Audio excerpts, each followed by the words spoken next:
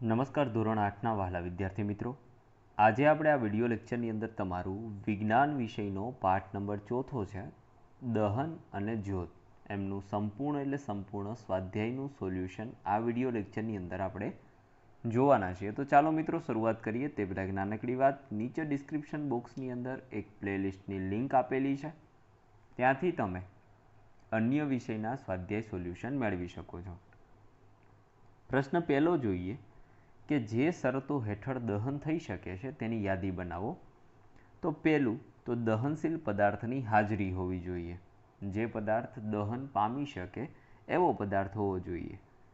જો અહીંયા તમે પથ્થર લેશો અને પથ્થરને આગ લગાવો તો પથ્થરને આગ લાગે નહીં, કારણ કે તે દહનશીલ પદાર્થ નથી. ઓકે, તો દહનશીલ પદાર્થ કયું છે? તો કે ભાઈ લાકડું છે, કોલસો છે, આવો કોઈ પદાર્થ લેવાનો કે જેમની અંદર આગ લાગી શકે. બીજું હવાનો પુરવઠો. હવે આપણને એ પણ ખબર છે કે કોઈ પણ વસ્તુને સળગાવવા માટે ઓક્સિજનની હાજરી જરૂરી છે. જો ઓક્સિજન નથી તો કોઈ પણ વસ્તુ દહન પામતી નથી. અને બીજું જ્વલન બિંદુની પ્રાપ્તિ. તો પદાર્થને તેના જ્વલન બિંદુ સુધી પહોંચાડવું એટલું તાપમાન આપવું જોઈએ તો જ તે સળગે, બાકી સળગતો નથી. લાકડાની બાજુમાં તમે કોઈ સળગતી મીણબત્તી કે લઈ જશો તો એ તરત જ સળગી નહીં જાય, પણ એને થોડી વાર માટે ત્યાં રાખવું પડશે જ્યાં સુધી એનું જ્વલન બિંદુ એને પ્રાપ્ત ન થાય. એમના પછીની મિત્રો પ્રશ્ન બીજામાં ખાલી જગ્યાઓ છે, જેમાં પહેલું લાકડું અને કોલસાના દહનથી હવા પ્રદૂષિત થાય છે. શા માટે? તો કે કોલસો અને લાકડું બંને કાર્બનમાંથી બને અને કાર્બન જ્યારે ઓક્સિજન સાથે પ્રક્રિયા કરે ત્યારે કાર્બન ડાયોક્સાઇડ વાયુ મુક્ત કરે છે. અને આ કાર્બન ડાયોક્સાઇડ વાયુ છે ગ્રીન હાઉસ વાયુ છે, જે વાતાવરણને ગરમ કરવાનું કામ કરે છે. માટે આપણી હવા કેવી થશે? કાર્બન ડાયોક્સાઇડના કારણે પ્રદૂષિત થશે. કેવી થશે? પ્રદૂષિત થશે. ત્યાર પછી બીજું છે કેરોસીન. તો આ કેરોસીન એ ઘરમાં વપરાતું એક પ્રવાહી બળતણ છે. કેરોસીન છે, પેટ્રોલ છે, એમના પછી ડીઝલ છે, ગેસોલિન છે, આ બધા પ્રવાહી બળતણો છે, જેનો આપણે આપણી કાર, વાહનોમાં અને ઘરની અંદર અન્ય જગ્યાએ પણ ઉપયોગ કરીએ છીએ. ત્યાર પછી ત્રીજું છે કે બળતણ સળગે તે પહેલાં તેને તેના હમણાં કીધું તે રીતે જ્વલન બિંદુ સુધી ગરમ કરવું અનિવાર્ય છે, બાકી તેમાં આગ લાગતી નથી. તેલથી લાગેલી આગને પાણી વડે નિયંત્રિત કરી શકાય નહીં. એમના માટે આપણે કાં તો રેતી વાપરવી પડે અને કાં નમકનો આપણે ઉપયોગ કરી શકીએ છીએ. પ્રશ્ન નંબર ત્રીજો છે વાહનોમાં સીએનજી વાપરવાથી કઈ રીતે પ્રદૂષણમાં ઘટાડો થયો છે તે સમજાવો. તો ભાઈ વાહનોમાં સીએનજી, અને સીએનજીનું પૂરું નામ છે કમ્પ્રેસ્ડ નેચરલ ગેસ. નેચરલ મતલબ કુદરતી અને ગેસ મતલબ વાયુ. આ કુદરતી વાયુ છે. વાપરવાથી થતા પ્રદૂષણમાં ઘટાડાના મુખ્ય કારણો: પહેલું તો સીએનજીનું સંપૂર્ણ દહન થાય છે. બીજું, તે દહન દરમિયાન પ્રદૂષિત વાયુઓ નહિવત પ્રમાણમાં ઉત્પન્ન કરે છે, જેમ કે કાર્બન મોનોક્સાઇડ અને કાર્બન ડાયોક્સાઇડ. તેના દહન બાદ કોઈપણ પ્રકારનો અવશેષ એટલે કે રાખ કે ઝેરી કણો વધતા નથી. અને સીએનજી એ એક સ્વચ્છ અને પર્યાવરણ સ્નેહી બળતણ છે, અને જ્યાં કાર્બન ડાયોક્સાઇડ બને એની જગ્યાએ પાણી બને છે. શું બને છે મિત્રો? પાણી. ઓકે, જેથી કરીને તે હવાને શુદ્ધ રાખે છે, પ્રદૂષિત કરતો નથી. પ્રશ્ન નંબર 4 છે બળતણ તરીકે એલપીજી અને લાકડાની સરખામણી કરો. તો એક તફાવત આપણે આપેલો છે કે એલપીજી તો તે વાયુરૂપી બળતણ છે. દહન બાદ તે અવશેષ બાકી કોઈ રહેતો નથી. દહન દરમિયાન ધુમાડો ઉત્પન્ન કરતો નથી. તે સહેલાઈથી દહન પામે છે. તેનું જ્વલન બિંદુ નીચું છે. તેનું દહન નહિવત પ્રદૂષણ ઉત્પન્ન કરે છે, અને તેનું કેલેરી મૂલ્ય જે છે તે 55,000 કિલોજૂલ પ્રતિ કિલોગ્રામ છે. 55,000 કિલોજૂલ પ્રતિ કિલોગ્રામ. હવે લાકડાની ચર્ચા કરીએ તો લાકડું ઘન બળતણ છે, આ વાયુ હતું. હવે તે દહન દરમિયાન રાખ જેવા અવશેષો મુક્ત કરે છે. દહન દરમિયાન ઝેરી ધુમાડો ઉત્પન્ન થાય, કાં કાર્બન મોનોક્સાઇડ અને કાં કાર્બન ડાયોક્સાઇડ, બંને એક જોતા ઝેરી જ છે. તેનું દહન થતાં ઘણો લાંબો સમય લાગે છે. તેનું જ્વલન બિંદુ ઊંચું છે. તેનું દહન વધારે પ્રદૂષણ ઉત્પન્ન કરે છે અને તેનું કેલરી મૂલ્ય પણ ઓછું છે, 17,000 થી 22,000 કિલો જૂલ પ્રતિ કિલોગ્રામ. પ્રશ્ન નંબર 5 છે કારણ આપો, જેમાં પહેલું, વિદ્યુતના સાધનો સાથે સંકળાયેલી આગને નિયંત્રિત કરવા પાણી વપરાતું નથી. તો જોઈએ એનું કારણ છે મિત્રો કે પાણી વિદ્યુતનું વાહક એટલે કે વહન કરે છે. તેથી વિદ્યુતના સાધનોમાં લાગેલી આગ પર પાણી રેડવાથી આગ ઓલવનાર વ્યક્તિના શરીરમાં વિદ્યુત પ્રવાહ એટલે કે વિદ્યુત કરંટ દાખલ થવાથી અને વીજળીનો આંચકો એટલે શોક લાગવાથી ગંભીર ભીતિ રહે છે. આથી વિદ્યુતના સાધનોથી આગ નિયંત્રિત કરવા પાણી વપરાતું નથી, પરંતુ હમણાં કીધું એમ માટી વાપરી શકો, રેતી વાપરી શકો અથવા નમક અને એનાથી વિશેષ કાર્બન ડાયોક્સાઇડના જે બોટલો આવે છે કાર્બન ડાયોક્સાઇડની, તે પણ તમે વાપરી શકો. બીજું છે લાકડા કરતાં એલપીજી એ ઘર વપરાશનું વધુ સારું બળતણ છે. તો શા માટે? તો લાકડા કરતાં એલપીજીનું કેલરી મૂલ્ય ઘણું વધારે છે. જેમ કે હમણાં જ આપણે જોયું, લાકડાનું 17,000 છે, જ્યારે એલપીજીનું 55,000 કિલોજૂલ પ્રતિ કિલોગ્રામ છે.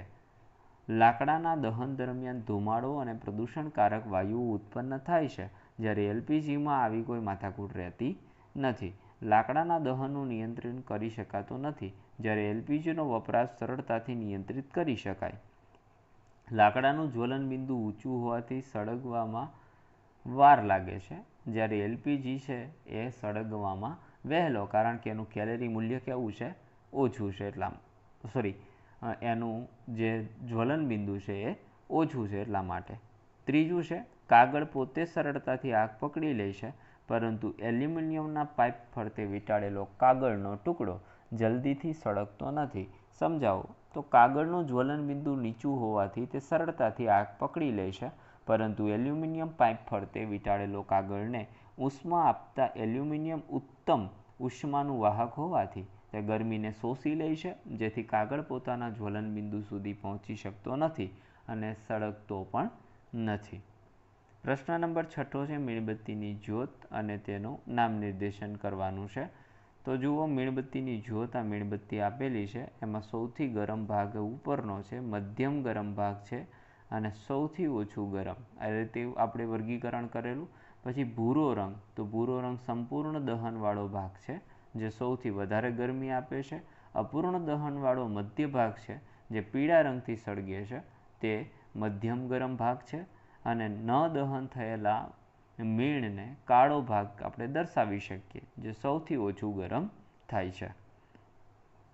7મું, બળતણનું કેલરી મૂલ્ય દર્શાવવા માટેનો એકમ, તો હમણાં જ આપણે કીધું એમ કિલો જૂલ પ્રતિ કિલોગ્રામ. પ્રશ્ન નંબર 8, કાર્બન ડાયોક્સાઇડ કઈ રીતે આગને નિયંત્રિત કરવા માટે વપરાય છે? તો કાર્બન ડાયોક્સાઇડ વાયુ ઓક્સિજન કરતાં ભારે હોવાથી તે આગની આસપાસ જમા થઈ ધાબળાની જેમ આગને લપેટી લે છે. આના કારણે બળતણ અને ઓક્સિજન વચ્ચેનો સંપર્ક તૂટી જાય છે અને આગ નિયંત્રણમાં આવી જાય છે. આથી કાર્બન ડાયોક્સાઇડ ઉત્તમ અગ્નિશામક તરીકે ઓળખાય છે.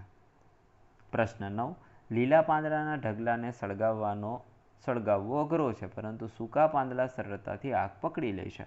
તો લીલા પાંદડામાં પાણીનું પ્રમાણ હોવાને લીધે તેનું જ્વલન બિંદુ ઊંચું રહે છે, તેથી તે સહેલાઈથી સળગતા નથી. જ્યારે સૂકા પાંદડામાં ભેજ હોતો નથી અને તેનું જ્વલન બિંદુ નીચું હોવાથી તે ખૂબ જ સરળતાથી આગ પકડી લે છે. 10મું, સોની મીણબત્તીની જ્યોતના કયા વિસ્તારનો સોનું અને ચાંદી પીગળાવવા માટે ઉપયોગ કરે છે અને શા માટે? તો સોની સોનું અને ચાંદી પીગળાવવા માટે જ્યોતના સૌથી બહારના સંપૂર્ણ દહનવાળા વાદળી જે છે અથવા તો અદૃશ્ય જે ભાગ છે એનો ઉપયોગ કરે છે, કારણ કે આ ભાગ સૌથી વધુ ગરમ હોય છે. સોની ફૂંકણી મારફતે બહારના વિસ્તાર તરફ હવા ફેંકીને ગરમીને સોના ચાંદી પર કેન્દ્રિત કરે છે, તેથી તે ઝડપથી ઓગળી જાય છે. પ્રશ્ન નંબર 11 છે, એક પ્રયોગમાં 4.5 કિલોગ્રામ એટલે કે 4.5 કિલોગ્રામ બળતણનું સંપૂર્ણ દહન કરવામાં આવ્યું. તેમાંથી ઉત્પન્ન થતી કેલરી અથવા તો ઉષ્મા 1,80,000 કિલો જૂલ નોંધાઈ છે. બળતણનું કેલરી મૂલ્ય શોધો તો બળતણનું કુલ દળ 4.5 અને ઉત્પન્ન થયેલી ઉષ્મા છે એ 1,80,000 કિલોજૂલ છે. તો કેલરી મૂલ્ય માપવા માટે ઉત્પન્ન થયેલી ઉર્જા જે છે એનાથી આપણે બળતણને ભાગવાનું, એટલે કે 1,80,000 ભાગ્યા 4.5. આ પોઈન્ટને દૂર કરવા માટે ઉપર આપણે 10 લગાવવા પડે. ઓકે, ચાલો આ પોઈન્ટ દૂર થઈ જશે અને પછી તમે સરળતાથી દાખલો ગણી શકો. દાખલો ગણશો તો તમને જવાબ મળશે 40,000 કિલોજૂલ પ્રતિ કિલોગ્રામ. 45 ચોકું 180 થશે. સરળ દાખલો છે મિત્રો. પ્રશ્ન 12 છે, શું કાટ લાગવાની ક્રિયાને દહન કહી શકાય? ચર્ચા કરો. તો કાટ લાગવાની ક્રિયાને દહન કહી શકાય નહીં, કારણ કે દહન ક્રિયામાં ખૂબ જ ઝડપથી ઉષ્મા અને પ્રકાશ ઉત્પન્ન થાય છે, જ્યારે કાટ લાગવાની ક્રિયા એ અત્યંત ધીમી રાસાયણિક પ્રક્રિયા છે જેમાં પ્રકાશ ઉત્પન્ન થતો નથી. 13મું છે, આબિદા અને રમેશ એક પ્રયોગ કરી રહ્યા હતા જેમાં પાણીને બીકરમાં ગરમ કરવાનું હતું. આબિદાએ બીકરને વાંટની નજીક મીણબત્તીની જ્યોતના પીળા ભાગમાં રાખ્યું. રમેશે બીકરને જ્યોતના સૌથી બહારના ભાગમાં રાખ્યું. કોનું પાણી ઓછા સમયમાં ગરમ થાય? તો ઓફકોર્સ રમેશનું પાણી, કારણ કે તેણે બીકરને જ્યોતના સૌથી બહારના વિસ્તારમાં રાખ્યું છે, જે સૌથી ગરમ ભાગ છે, એટલા માટે. તો અહીંયા આપણું સ્વાધ્યાય પૂરું થાય છે. થેન્ક યુ વેરી મચ મિત્રો. ફરી મળીશું નેક્સ્ટ વિડીયો લેક્ચરમાં. ત્યાં સુધીમાં જો તમને આ વિડીયો લેક્ચર પસંદ પડ્યો હોય તો લાઈક કરી દેજો, તમારા મિત્રોથી શેર કરી દેજો અને આપણી ચેનલને સબસ્ક્રાઈબ કરી દેજો. ફરી મળીશું નેક્સ્ટ વિડીયો લેક્ચરમાં. ત્યાં સુધી આવજો. જય હિન્દ, જય ભારત.